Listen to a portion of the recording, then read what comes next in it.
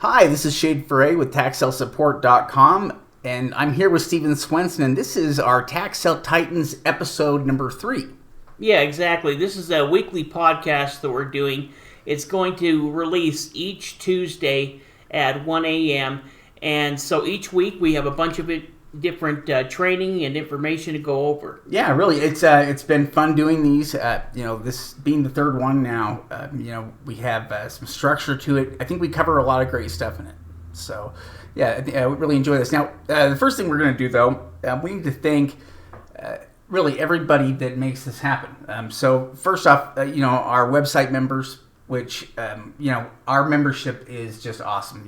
Those are the people who have been with us for years. So we want to sincerely thank our website members and everybody following us. Yeah, we also want to thank all of our YouTube members.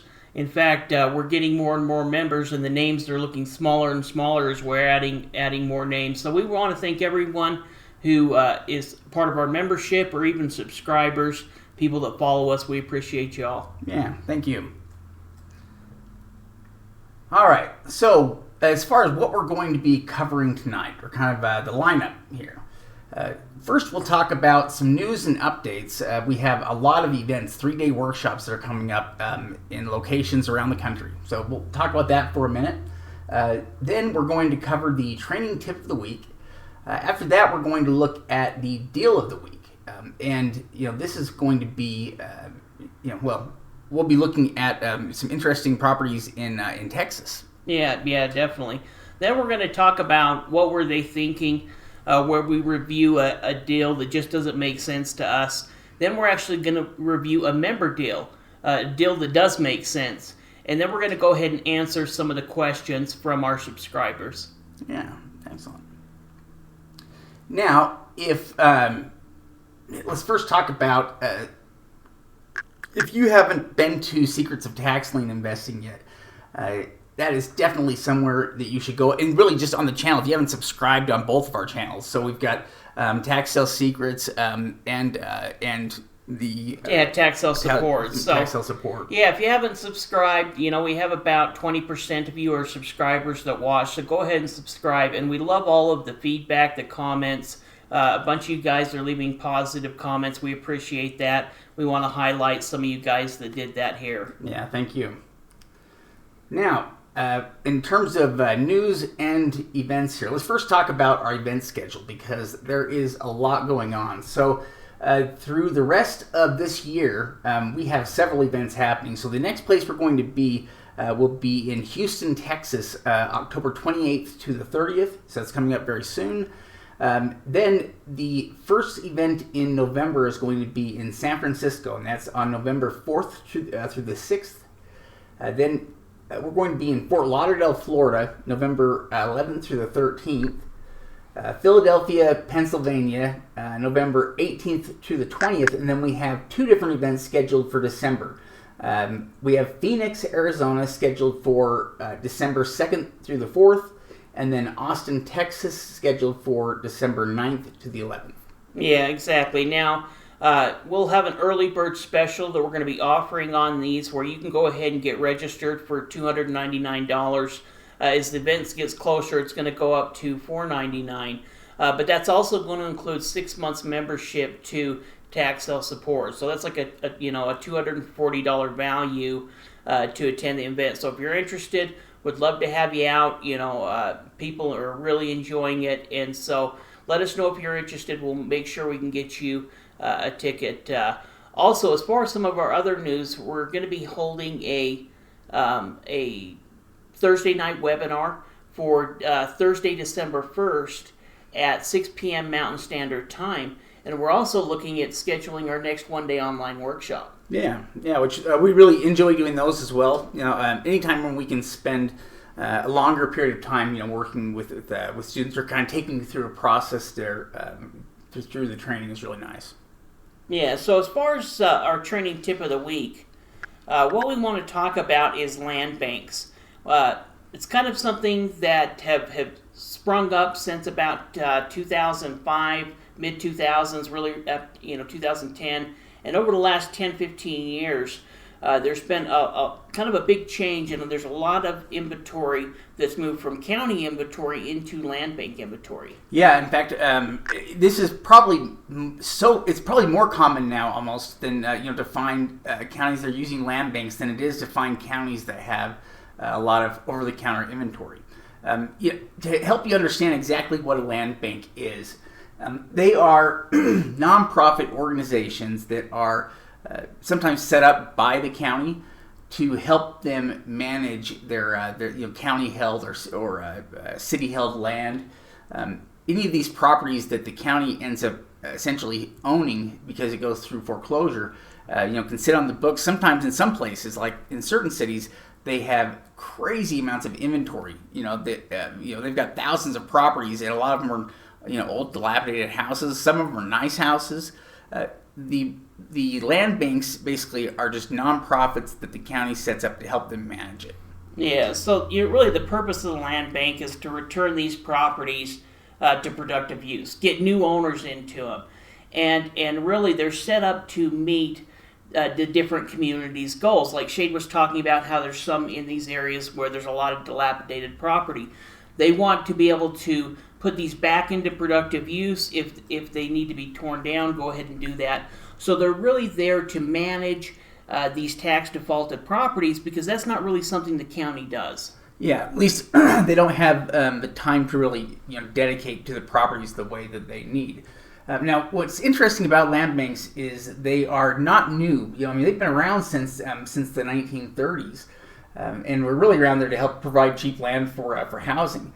But it's really been over the last 10 to 15 years that we've seen the number of land banks just explode. 15 years ago, it was hard to find counties that had land banks, and suddenly they're all over. Yeah, well, really, in 2009, the Department of Housing and Urban Development issued a report where they started embracing land banks, and a lot of states at that time went ahead and set up land bank programs.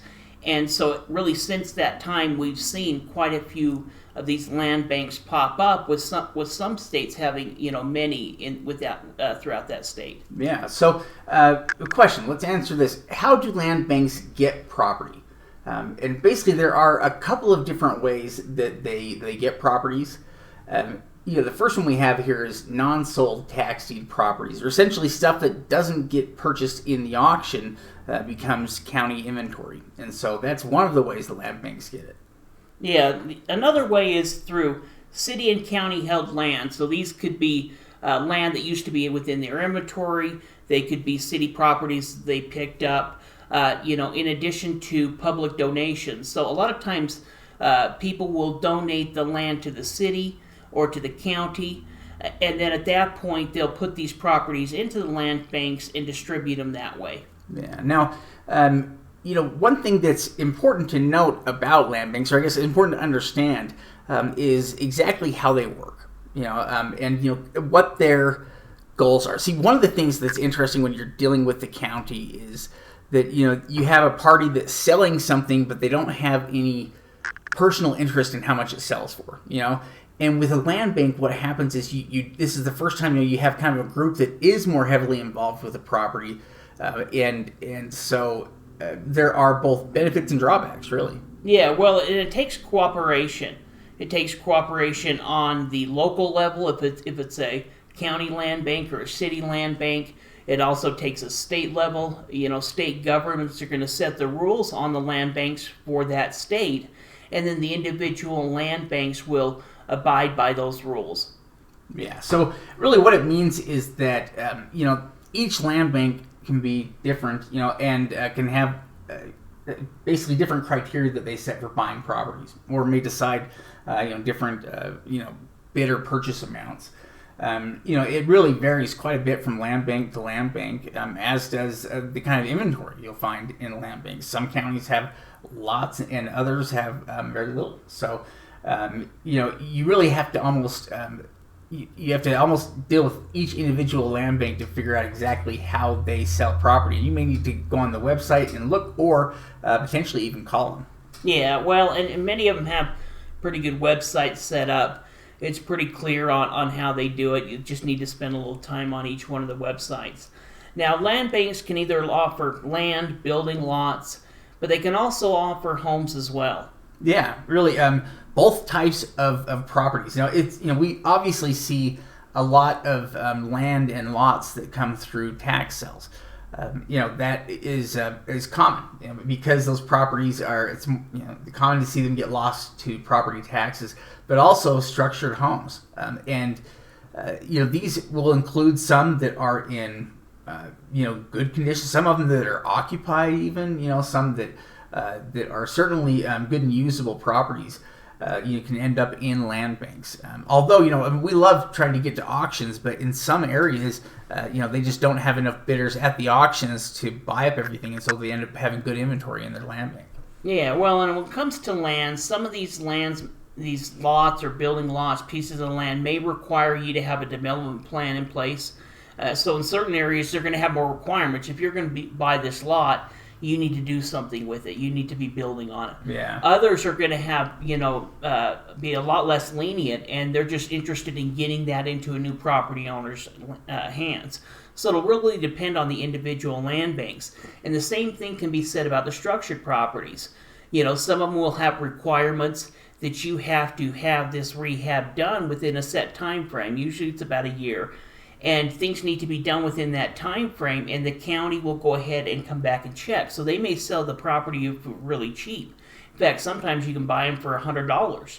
But they're going to require that this rehab be done within a certain time frame. And in fact, many of them will have packets, or already have somebody that's gone through it and checked it out beforehand. Yeah, in fact, one of the benefits sometimes of land banks is sometimes they have additional property information. Especially with improved properties. Sometimes they'll make an effort to try to figure out exactly what all their inventory is. And so they'll get current photos and stuff. I've seen that in land banks where, they are basically trying to get properties fixed up, and so they'll even have. I've seen before where they have basically estimates on what it would cost to have everything fixed. Mm-hmm. Yeah, absolutely. So as far as land banks, there's about 200 of them. Available in the United States right now. Now, some of these have tons of properties, thousands of properties, while others may just have, half a dozen or a dozen properties. It really depends on how much inventory that individual county has, and they can have them in county, and even cities can set up land banks in some areas as well. Yeah, in fact, there's a surprising number. I think the number could be much higher than that. It could be double that. Who knows? They've been growing so fast that it's been hard to keep up on just how many there are. Because once they come up in one county, usually many other counties in the area also do it. So you really have to check with each land bank in order to look at their inventory, and some of the things also, we can get better information sometimes on some of the larger land banks. They do have better GIS maps sometimes, and better records that make it easier to learn more about the property, or images of the property. Well, estimates. And that's going to be more important if you're going through a big list. I mean, if you only have 5 or 6 properties, it doesn't take too long to go and look at those properties. But if you have a big list, that's where having some of these online maps can make it a lot easier. Like I mentioned, or like Shaden might have mentioned before, some of these smaller land banks, they may not have a huge amount of properties. This one here is just a smaller one in central Illinois. So these are some of probably maybe even a couple of the counties within the area have bounded together. So instead of having the expense of having the land bank, and one thing to mention, most of these are going to be nonprofit. So they're set up to essentially be a nonprofit organization. In fact, I would say probably over 75-80% of them are probably going to be nonprofits. Yeah. In fact, you can see that in this example that they have right here, it was... they say right there to improve communities by stabilizing and revitalizing property. And this was a teardown, where they tore down a condemned structure, and now it is... They're probably reselling the lot. Yep. In fact, in some of these areas, they're going through and tearing down a lot of these homes because they're really just they're a nuisance and a safety hazard. Yeah. They can be set on fire. There can be all kinds of illegal activities within them. So really, from the county or the city's point of view, it's better to go ahead and tear these properties down, sell the land, and move on from there. Yeah, it's a fresh start. So this is the list here for the Central Illinois Land Bank Authority. Pretty small list, but we can see some of the information they have right here. They provide us with what city or village the property's in, an address, and then we have a PIN number, and then a link to the GIS on it. As you're looking up there, it says owner occupied rehab, and I'm not sure exactly what that is, but it kind of reminded me to talk about. A lot of these will have special deals if you are a first-time home buyer or trying to buy property within that area. Or if you're local. If you're local, that's one thing that it's worth mentioning is that look to see if there are land banks. If there's a land bank in your area, because they always give priority to locals first. Yeah, well, you can see up there, for owner-occupied rehab, you want to buy it, you want to live in it, or for contractors, so a lot of them will have options like that where, depending if you're looking to buy it for yourself or if you're looking to do it more as an investor. Yeah. Now, this is a different land bank that we're looking at here. This is the State Land Bank Authority for Michigan, I believe it is. Yeah. Yeah, we can see down there at the bottom there's about 2,400 properties available for sale all throughout the individual state. And I believe that, a lot of the individual counties have land banks as well and will have their own division. And I think a lot of those individual county land banks, or at least some of those properties, will be included in here as well. So, this is kind of showing a bunch of the properties that are available throughout Michigan in some of the smaller land banks that are county held.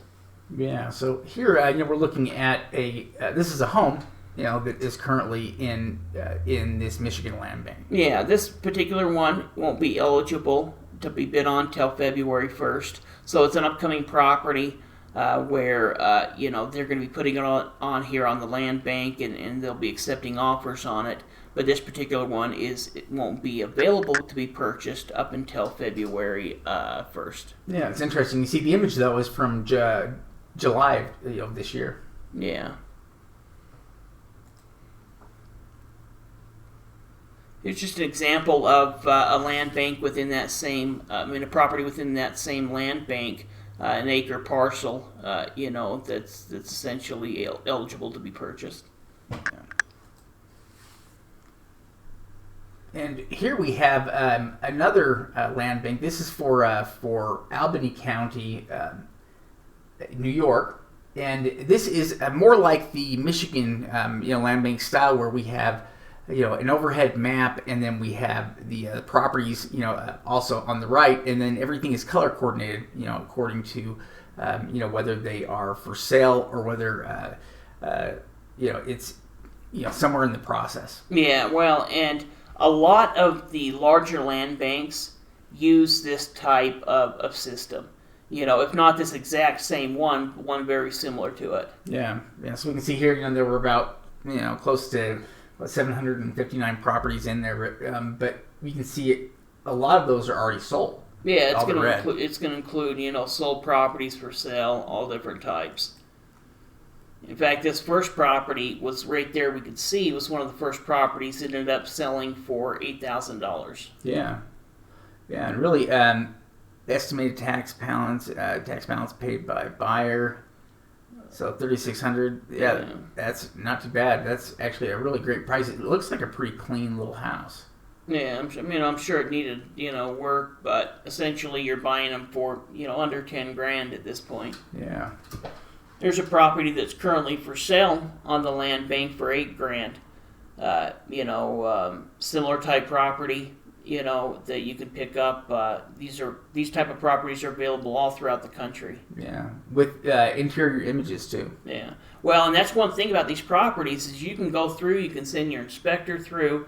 A lot of them will already have inspections done.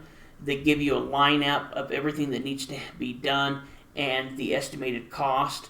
Now, I think if you were doing it yourself, and that's where you need to check with these individual land banks to see what their rules are. Some of them you can do the rehab yourself or hire your own contractors, and I think you could do it for probably cheaper than some of these estimates. But you've got to see what are the individual rules within that land bank. And here we have a vacant lot that is in that same county that is available currently for $600. Yeah, a building lot there.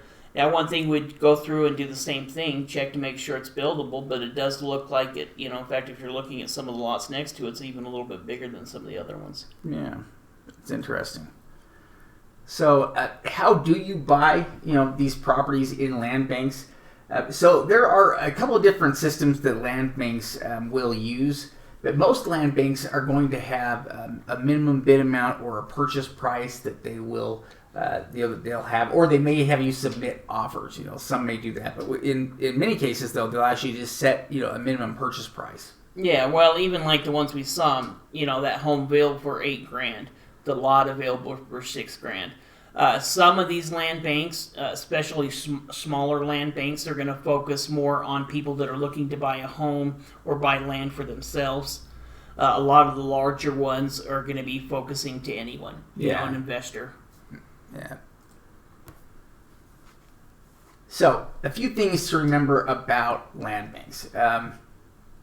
Really, one of them is just that, with each land bank, you're going to need to learn what some of the details, specifically how they operate, what they allow, what they don't, because they are literally as varied as the tax sales themselves in terms of what they allow and how what the process might look like to buy properties from them. Yeah, definitely. There can be a great way for people that are living within an area to find property.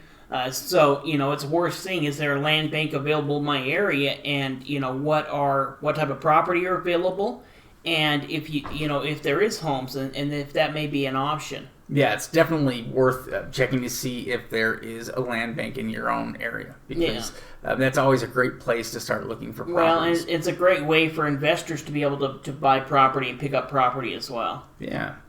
Yeah. Now, if you haven't been to secretsoftaxlinginvesting.com to download the free ebook, you should definitely go there. It's again, free ebook, but we also provide free webinars that we conduct sometimes, and so that'll actually be coming up too before long. Yeah, exactly. You can go ahead and click on the link in the description.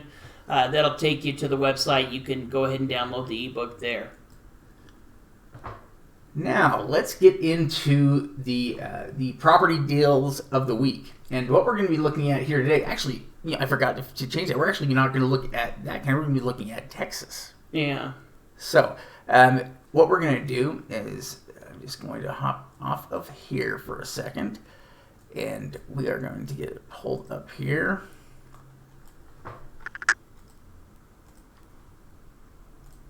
Easiest way for us to do this is just to go to our website, taxsalesupport.com, and we're going to go to the online auction section and check out the auction there.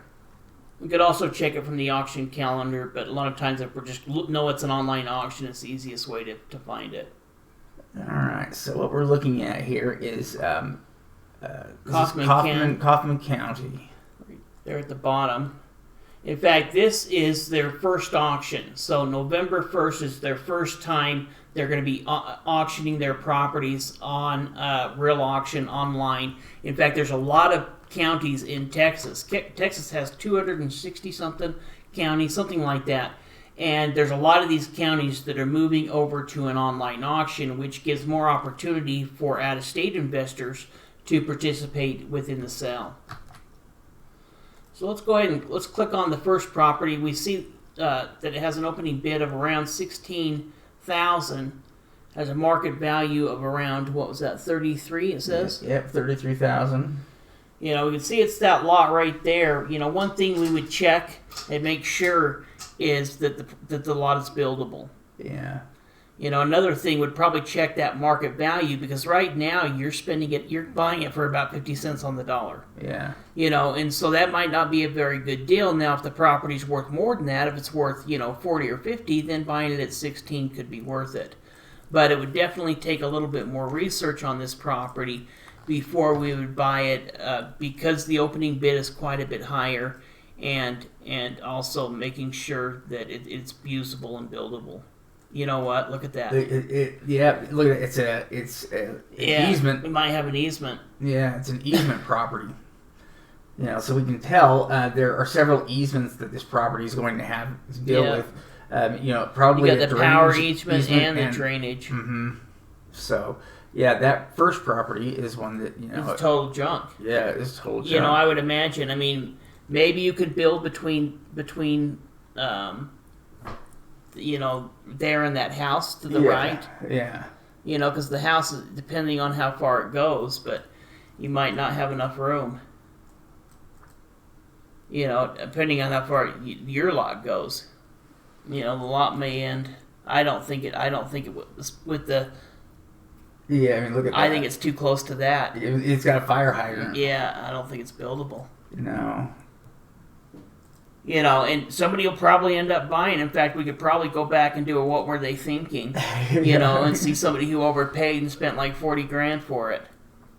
Now this one looks a little bit more promising as far as the has street usage. Yeah. Now it doesn't have an address, and so what we would need to do is back out here on the GIS and.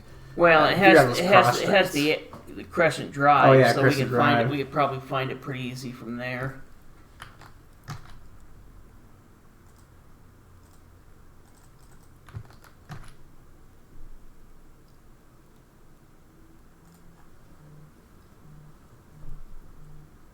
Oh, let's see. Oh, yeah, that is okay. So we're looking at, that's what we're looking at right there. Yeah, that's kind of that weird shape one. And if we look, right here. Yeah, so it's right there, but right next to 915. Yeah. Where all the trees are at. Mm-hmm. You know what? Go down to that. That almost looks commercial. Go down to 915.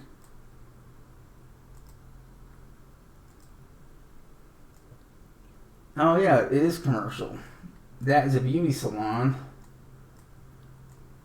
2013 image, but yeah, that lot is actually this one right next to it,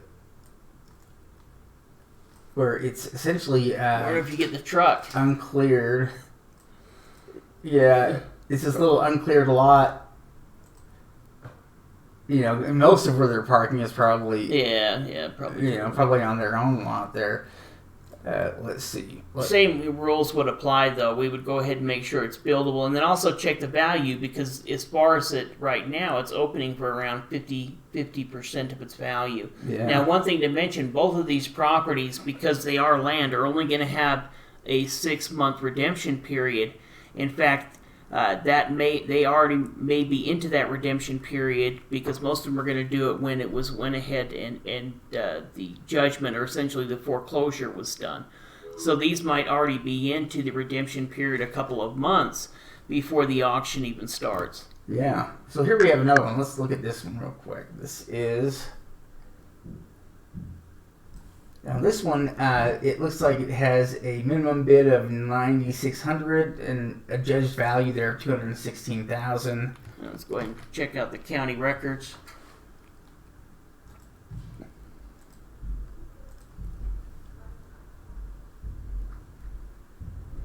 So we have improvement value here, and this is. They're giving the market value of really $292. Yeah. Because the assessed value is less, they're probably taking some assessments. It definitely looks commercial. We see it has legal access from both roads. Yeah, and the address there on it. Let's just pull it up and take a look at it. It might help us.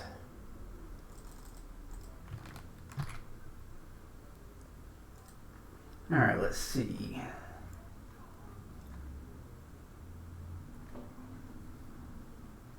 Used to be a tire shop. Oh yeah, it's kind of interesting there. You can see, so this little section right here isn't included, but yeah, Wheeler's Tire Shop. Well, and you've got the back drive from the other street, so it's accessible from both I-80 and from the other side. Well, it's pretty big.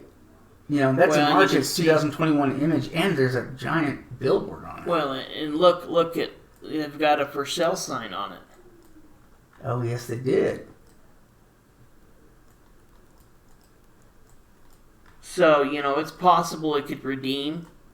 And if it did, you'd be making 25% return on your money. But this property is going to have the same, the same situation as the land, where we're talking about a 6-month redemption period. Mm-hmm. We might already be into it, so we might only have 4-5 months, maybe even less, before essentially you would have 100% ownership. Notice that it jumped the image from 2007 to 2021 right there at the crossroad. Yeah, right there. Yeah, that's a really interesting. It does property, have a billboard there, and that's a big billboard. Yes, it is. And that's automatic cash flow. Yep. Goggins Funeral Home. Goggin is one of the lawyers. That's also one of the names of one of the the lawyers there, and one of those law firms. So what's the market value on it? It could be $500,000. The county's showing $300,000. Yeah. And based on what I've seen off of the other real estate within this area, as far as home values, what the county has and what the state has. Let's see what it has as far as year built. 6,700. It's not nearly as old as I thought it would be. Does that say 1998? Underneath the description, commercial. Oh, let's see here. Year built. Yeah, 98. 2007. Yeah, for the commercial main area. So it's actually, I didn't think it was that new. Yeah, that is pretty new, really. All of it basically, it's less than 25 years old, really. So, yeah, that's impressive, and it's pretty big. 6,700 square feet is, pretty big. This is the kind of place that could potentially rent out for quite a bit. You could have good rental income. Yeah. Yeah, it's a great property that way, commercial property, where the value of the property is going to not necessarily just be based on what you might be able to sell it for, but also what you potentially bring in income wise by holding on to it and renting it out. Yeah, definitely interesting property. A lot of potential uses with it. All right, let's take a look here. We've got this one here. So let's open that up. Let's grab this here. So this property opens up as a minimum bid of $13,000 and a judged value of $155,000. And let's see what it is. So you can see it's a bigger piece of land and some structures. It looks like it has an appraised or assessed value of $194,000. Yeah, $195,000. We have both, improvement value and land value. We can see the property was built in 2007. Yeah, and I'm not 100% sure, but it could be, a manufactured home. We've also got some outbuildings as well. We can see it was bought in 2005 with the warranty deed. So, I almost wonder if it was built in 2007, they bought the land, then, probably put on the modular home or built the home. Yeah, let's see. There we go. Yeah, now, is that like a dirt road? Yeah, it looks like it might be. But, yeah, you can see, it's a nice usable lot. Grab that address down there below real quick and let's check out it on Zillow. Value.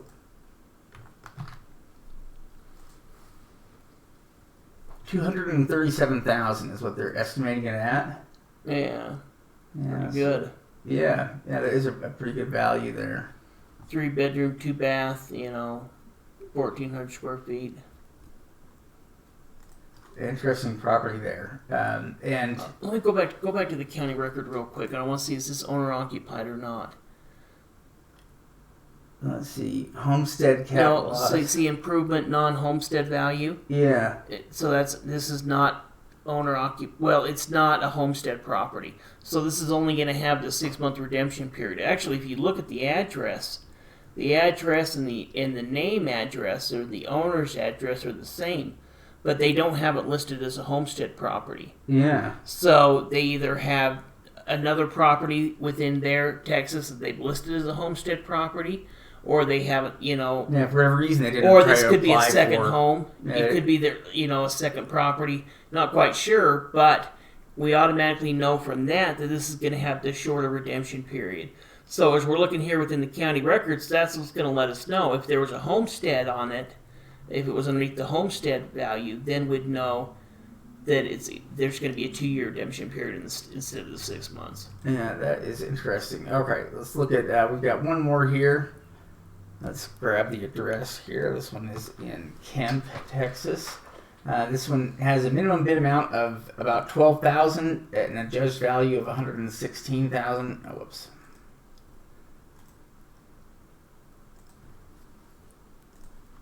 Well, let's see what it looks like. So we have a homesite improvement. You can see this one here is an improvement home site value. So this one is a property that is owner occupied.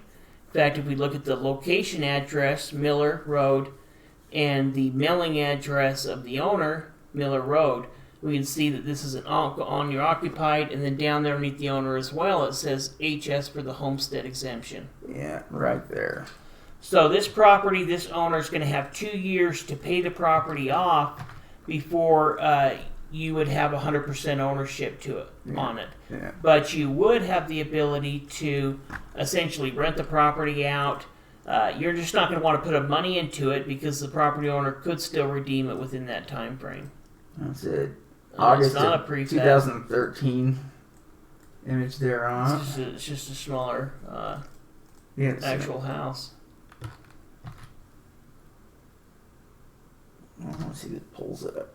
Yeah. So valued at $163,000 is the estimated value here. It's a 4-bedroom, 1 bath, about 1,100 square feet. I guess those numbers kind of make sense there. The county says it's worth $116. It's worth about $50,000 more than that. About $160 there. Yeah, and so this property, would have that 2-year redemption period, and if they went ahead and paid us off, we could go ahead and earn a 25% return. If it went into the second year, meaning it went all 12 months and we got into 12 months in 1 day, then you could get an additional 25%. Yeah. Then if it redeemed, Yeah, but you get a great return. And but really at this point during that time frame, you could essentially live in the property. You could rent the property out. You just really want to avoid putting a bunch of rehab money into it. Yeah. So those are some interesting properties here that are coming up for auction on November 1st. That's going to be at Kaufman County here through real auction. Yeah, very first time. Well, and one thing we love to do is we love bidding the very first time these auctions come out, or the first time that they post their property for sale, because there's not a following, there's not a bunch of people that are going to be looking at it. So sometimes those first couple of auctions, you can get pretty good deals. Yeah, that's true. Well, excellent. Let's see here. Oh, let's go back one thing real quick as well, because I want to show the land banks real quick. Just that's right. So let's do that. Just because we talked about them. Yeah. The land banks, there's not really a place you can go to get all the land banks, at least that we can find online. And so that's part of the reason we provide them for our members on our membership program. You can see how certain states have a lot. Georgia has quite a few, where another state may only have 3 or 4. Mm-hmm. But there's all kinds of different ones. Some of them are going to be in the big cities. Some of them will have tons of property. Some of them will be a bit smaller. But there really is probably 25 different states that offer some type of land bank. Yeah, really. And again, we can automatically link to any of these. And, with the land banks, land bank properties for sale is what we're usually looking for here. And, you can see that sometimes they have... They go further, they have their list. Keep going up. Oh, you're on Albany. I think we were looking at the other one. Albany. Oh, here we go. Yeah, so this one, they actually, in Albany, they have an interactive map and... Yeah, you can download the list, or you can click on the interactive map. And the list probably has the new ones that they're putting out for sale. This is going to include ones that have sold and, ones that are for sale, depending on their status. Yeah, so we can see we have, we could look, and we have for sale buildings, and then we have some for sale lots. So basically like the green and the blue, if we wanted. So there's one building here that is, that is for sale currently. And look at that, so it's already been kind of, gutted out basically, so that it's just framing in there. Yeah. It looks like asking price of $5,000, built in 1920. Yeah. Well. And you can see all these others here. Current assessment on these ones here. Yeah, a lot of opportunity, to check out and see what's available in your own area or from an investing standpoint as well. Yeah, you bet. So now we went ahead and looked at some upcoming auctions. Let's go ahead and talk about bad deals reviewed. What were they thinking? Yeah, bad deals reviewed. What were they thinking? This is a fun topic always, because it's interesting to to try to understand why people might pay for certain properties, or why they might go after them aggressively. Yeah, so this was a property that sold recently. In fact, it just sold here this month. It started out at an opening bid of $4,000, had an assessed value of $4,831. So the assessed value was about $800 more than the opening bid amount. And it sold for $25,000. Sold for $25,000, which means that not just one person bid on this lot, but you had at least two people that were willing to bid it up to $25,000. Now, for a lot of you can automatically see, just by looking at the photo, what some of our concerns are going to be. Yeah, it's a 3,000 square foot lot. You can see right down there in this the primary zone there that you've got listed there under 2,100 estates. You have to have a 15,000 square foot lot in order for it to be usable. Yeah, well, and this is what we call a side lot. These are the common type of properties that we see. And that's part of the reason for some of these, what were they thinking deals here in the beginning. We're trying to point out the type of properties that you need to avoid if you're going to get started with land. We always talk about how we love land, and it's a great way to buy properties, but there's a lot of bad land out there. Yeah, useless land is so risky. Yeah, I mean, really, unless you were the property owner, what use does that have? Who are you going to sell this particular property? Unless you were the homeowner. Unless you were the one with the pool. The nice house with the pool, and you wanted to have an extra 5-10 feet. It very well could have been them that lost the property in the first place. Exactly, because why keep paying the property taxes, especially if the county is jacking up the value? See, if we look down there at the bottom right-hand corner, it went from $12,000 to $18,000 in 2 years. Yeah, well, and so at that point, they're giving it a value of $18,000, they may have to pay $500 a month or a year on it or something. Why keep paying on it? It doesn't have any use. We're not going to. Yeah, nobody can do anything with it. Let's go ahead and go back to the county. Yeah, it's one of those properties where the person that basically they could let it go and they're not worried about anything happening because it's not big enough to use for anything. Well, and one thing to point out: this is a Florida property, which means that somebody bought this tax lien. Yeah. Then went ahead and sat on the tax lien for long enough to take the opening bid, that opening bid all the way up to $4,000, which I'm going to guess there were 7 years worth of back taxes on this. Maybe not. We could probably look into the record to see. It probably was. But I'll bet there were 7 years worth of back taxes, and so somebody who bought one of those liens went ahead and they got paid off. Yeah. Good for them, They went ahead and foreclosed on it, sent it to the tax sale, which in turn it ended up getting purchased. So that whoever is the original owner of that property now is going to have access to the overbid. Yeah. So if that owner did lose the property right there, let's say that they did own it, Yeah. and they lost the property, now because it sold for $25,000 and they only owed $4,000, they can go ahead and go back and collect that $20,000 in profit. Yeah. That original property owner. Yeah, because it sold for way more than they would ever be able to sell it for on the on the regular market. They couldn't sell it on the open market because it doesn't have any potential use. It doesn't even have like a use where you could park cars on it, or it's too skinny to even do a garden. Yeah. And so this property owner, whoever's the original owner, and that's the whole idea behind overage is trying to collect that property owner to that additional $20,000. A lot of the states are getting more strict on it. It's never something that we really pursued as much, but it's kind of funny to think about. Yeah. It is such a useless lot. It's about 20 feet wide. It could be subject to easements and stuff too. It doesn't look like there's anything that you could do with it. So yeah, that's 25,000 just poof. Yeah, completely lost. Yeah, just gone. Avoid these type of deals. If you're watching us, you hopefully are. In fact, I was trying to look for a structured property that we could do one on in this same area. I wanted to find this area in Miami because it's kind of an area we use that is pretty competitive.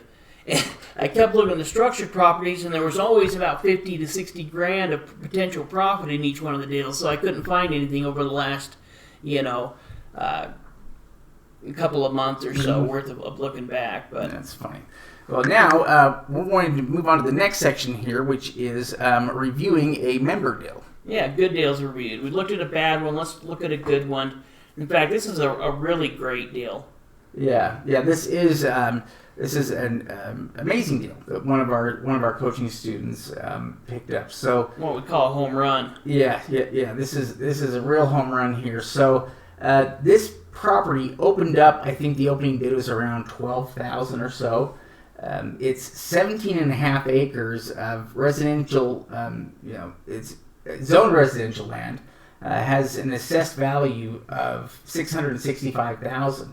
But there are a few things about the property that are unique. And he won the property for $60,000. So again, not very much considering the value. He paid about 10% of value there for it. And it has a ton of potential. In fact, the more we look at it, the more potential you begin to see that it has. Yeah, well, definitely. If we're looking at to the north of the property, we can see that it borders newer multifamily property. So it could be a building lot that because it borders the multifamily, if it's not already zoned that, it could probably be, more easily rezoned to something that's multifamily. You could also, develop it for building homes, single family homes. Mm-hmm. It'd probably be really a developer, and that's probably who you'd sell it to if you weren't going to develop it yourself. Is a developer that would decide what is going to be the most profitable way to sell it or to use it. Mm-hmm. One thing that's real important is that it has that access to a legal road. Yeah, it has that planned into it, so that it has access all the way out to the legal road, which is huge. If it didn't have that, it would just be a landlocked property, and that would significantly lower the value of it. But having that access road basically makes it one that could be developed and highly profitable. Yeah. So definitely was a great deal, picked up for around 10 cents on the dollar. The student's taking it through quiet title now, so has a lot of potential uses. A property you could go ahead and resell for a good profit, or if you were interested in developing or looking into it or had some experience with that, there are big possibilities with it. Yeah, it'll be fun to see. We think he's just about done with quiet title, and so he could have that property sold. Yeah, this was here in Little Rock, Arkansas. Yeah. So if you're interested in learning more, go ahead and check out our membership. You can join a couple of different ways. You can go to taxsalesupport.com and join at $39 a month. You can cancel at any time. Or you can also become a YouTube member. Yeah, or you can also you can buy a 1-year membership, which lowers that monthly fee down when you buy a year at a time down to about $29 a month. But what TaxSaleSupport.com is and what the membership program is really about is providing our students with both training, that they can utilize, and also tax sale lists. So we try to simplify the process a little bit for getting started. Yeah, in fact, we're actually in the process of going through and rebuilding it. We should have it done here within the next couple of months, and it'll have a brand new look, brand new feel. So, Yeah, it'll be exciting. Yeah, definitely. Now, let's move on to the next section here, which is questions answered, or questions from I guess, a lot of different places. Some of them come from YouTube. Some of them come from other places too, like a few of them we've got. Instagram, Twitter. And these ones here particularly come from YouTube, but we're going to start, getting comments from all of our different places. We get them as well, Instagram, Facebook. But as far as these ones here, we've got a couple of different questions, and so these are coming from our YouTube subscribers. And in fact, if you've got questions, go ahead and comment below, because each week we're going to be answering some of those questions here within this section. Yeah. So the first question we have from Anthony is, how much time do you have to do your due diligence on a deal? Is it days, weeks, or months?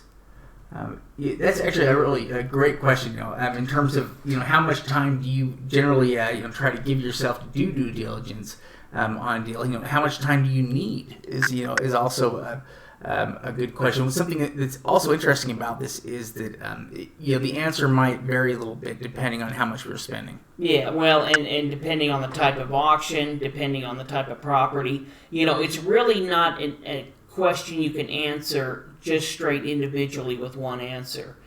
Because with a tax lien certificate property, we could research it, an hour before the auction, and if we make all of the determinations on the value, what it is, what the interest rate is, within a matter of a couple of minutes, we can make a determination on a tax lien certificate if it's a tax lien that we're going to purchase. Well, literally, we have we bought tax liens before, just on basically from random selection or from rotational bidding, just when when your name comes up, because that most all the liens are great liens, and so those don't really require a lot of research, because we know that nearly all of them are going to redeem. They're highly secure investments. But if it's something different from that, something like if we're buying a piece of property, then we definitely have a series of steps that we've got to get through in order to minimize our risks. Yeah, also, another part of the question is how long should I start researching before the auction? Well, we're usually going to wait as close to the auction date as possible, because regardless if it's a tax lien certificate or, especially with tax deeds, those properties are going to get redeemed up until the auction date. So we don't want to spend a lot of time researching property that we can't potentially buy. So we'll try to limit that within a week if we can, even shorter if we have the ability. And it's really going to depend on the individual property. The more money we're spending, the more research, due diligence we're going to have to put into it. So the answer could be, very little. A matter of 5 minutes we can do that research, or it could be a couple of hours, or even more depending on the individual property. Yeah, and it's not uncommon for us to not really dig into a list until it's a few days before the auction. Actually, now that also, of course, you got to give yourself time to get registered for it. So, if we're serious about a sale, then we'll get registered for the auction, but we may not dig into the research seriously until that last week. Well, and that's where it can be so relative.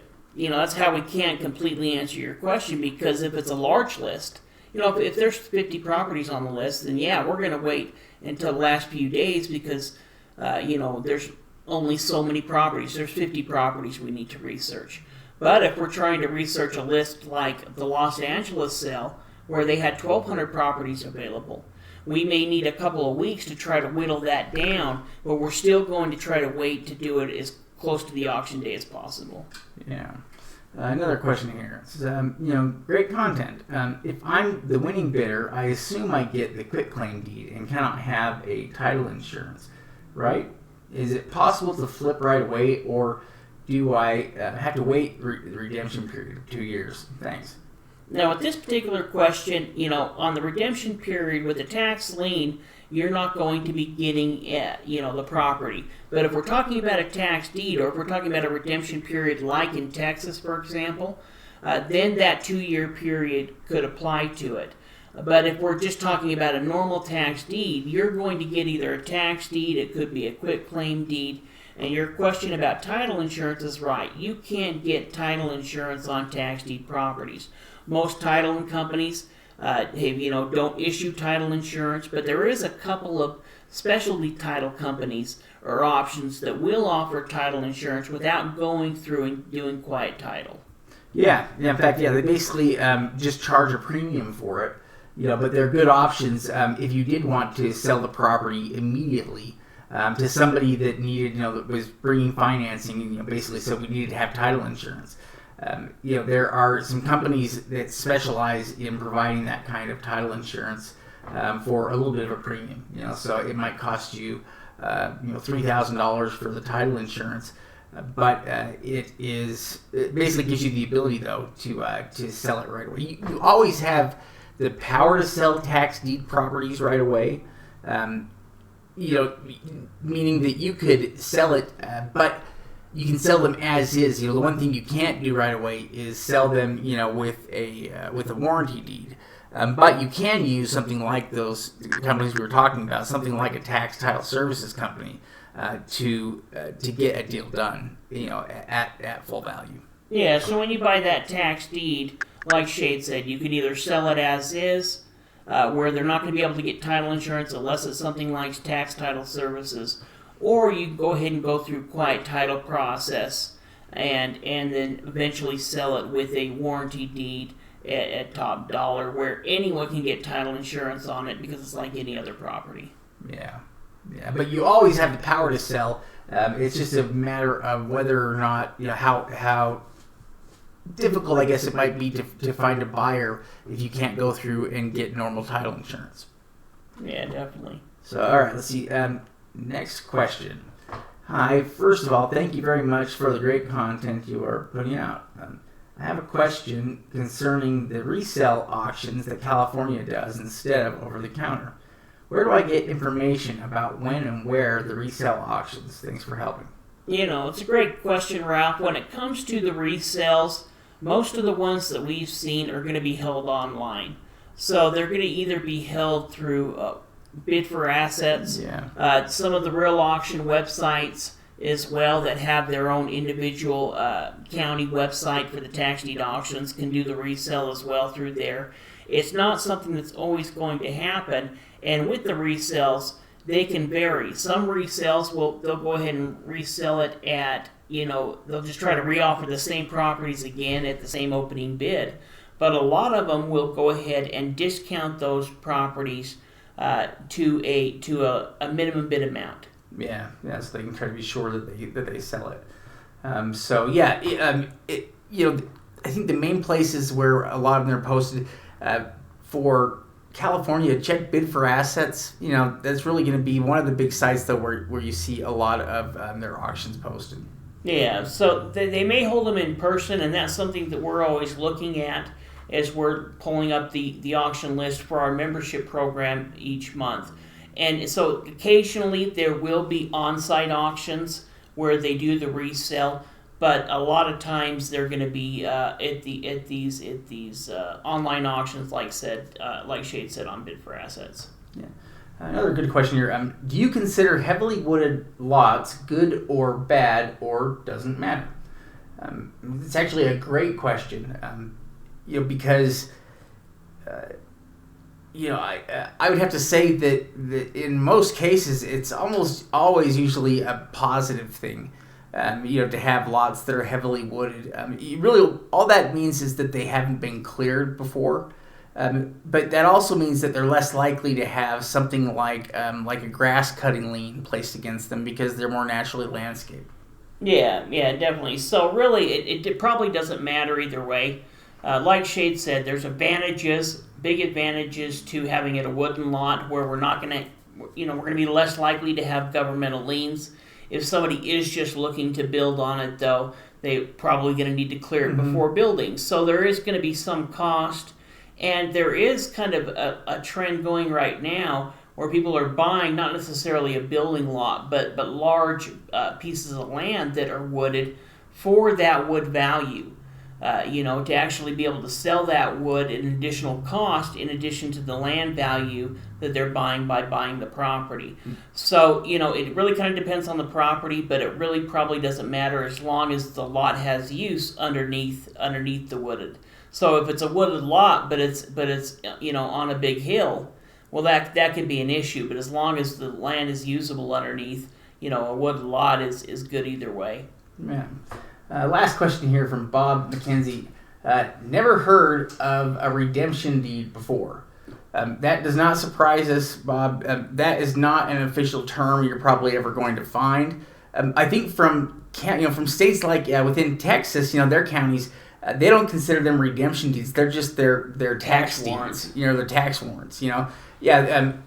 Every county has their own terminology, but when we were looking at some of those states that still had a redemption period that you had to wait out after you bought the tax deed, they didn't fit into either the tax lien, system or into regular tax deeds. They were something in between, and so we called them redemption deeds. But you could call them redeemable deeds if you wanted, or you could call them. Yeah, really, the word redemption deed, like Shade said, was a word that we created back in around 2005 as we were trying to write our home study program before we started working with the seminar companies. Like Shade said, we looked at tax liens. We could see what tax liens were. They were all uniformed. Tax deed foreclosure, they're all going through a foreclosure and they're selling the actual property. But there's these states like Georgia, there's these states like Tennessee, there's these states like Texas, where they have this redemption period that's attached to it. And so we just thought, well, let's just call them redemption deeds is a classification that we can use and that our students can use to classify them. But each one of those states may call them something different. They may call them a commissioner's deed or a tax warrant deed. It's going to depend on those individual states, but that's the terminology that we use to classify those type of properties. Yeah, which basically they are just tax deeds that have that redemption period attached to them, and so it's just the easiest way for us to explain that. So please leave questions below, and we'll try to get to your questions maybe in one of our future episodes. Yeah, we're going to be answering questions each week, so go ahead and ask questions in the chat section. We're going to be checking all the different social media platforms and be pulling your questions to add to this each week. So again, thank you for watching, and go ahead and subscribe and comment. Yeah, thank you so much for watching all the way to the very end. You are awesome. Thank you so much. Yeah, we appreciate you.